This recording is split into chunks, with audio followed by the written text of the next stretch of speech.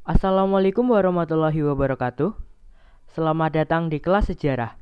Sebelumnya, perkenalkan dulu nama saya Vali Resto Heramukti yang akan membacakan, menjelaskan, serta memberikan ilmu yang semoga saja bermanfaat untuk kita semua.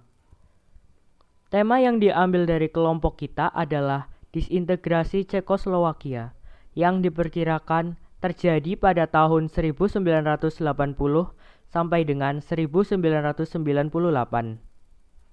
Sebelum saya melanjutkan ke materi, saya akan membacakan nama-nama anggota dari kelompok kami. Yang pertama, Heza Wildan Harmevinda absen 16, kedua, Valih Restu Heramukti absen 11, ketiga, Arif Ferdianto absen 5, keempat, Umi Ida absen 34, kelima, Krista Deliana absen 20, keenam, Hakan Nazar Zulfikar absen 15, dan yang ketujuh, Yuda Adi Permana absen 35. Mari kita lanjut ke slide selanjutnya. Tujuan pembelajaran. Tujuan kita dalam membuat PowerPoint ini ada dua. Yang pertama, diharapkan kita dapat mengevaluasi sejarah kontemporer dunia tentang runtuhnya Cekoslowakia. Dan yang kedua, kita dapat merekonstruksi atau menyusun kembali sejarah kontemporer dunia tentang runtuhnya Cekoslowakia. Pendahuluan. Negara Cekoslowakia merupakan negara yang terletak di Eropa Tengah yang terbentuk sejak tahun 1960 hingga 1989 yang berawal dari runtuhnya kekuasaan Austria-Hungaria pada tahun 1918 pada akhir Perang Dunia Pertama sebagai bagian dari perjanjian Este Germain. Penggabungan antara dua negara yaitu Ceko dan Slowakia.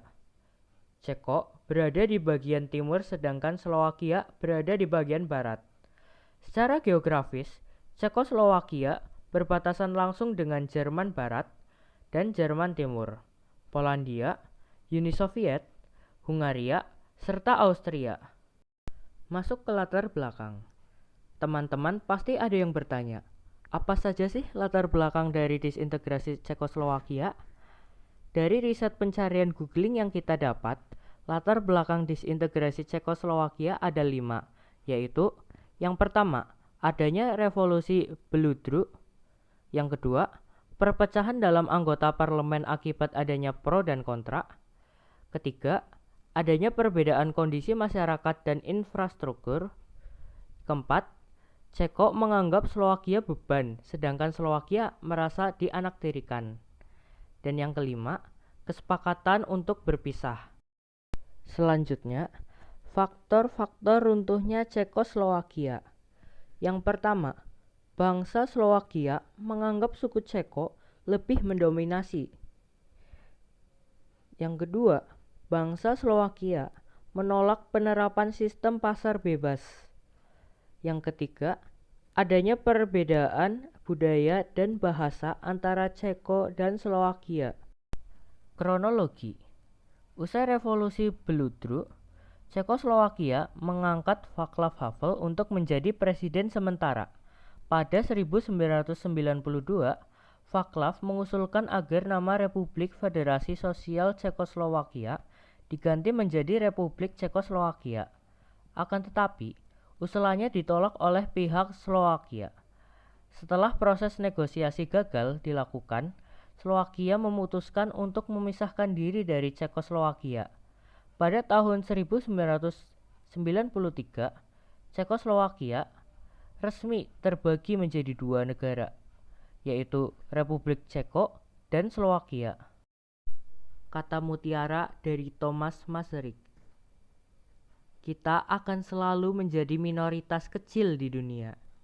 Tetapi, ketika sebuah negara kecil mencapai sesuatu dengan sarana yang terbatas, apa yang dicapainya memiliki nilai yang sangat besar dan luar biasa, seperti tunggal janda. Selanjutnya, tokoh-tokoh perpecahan Cekoslowakia.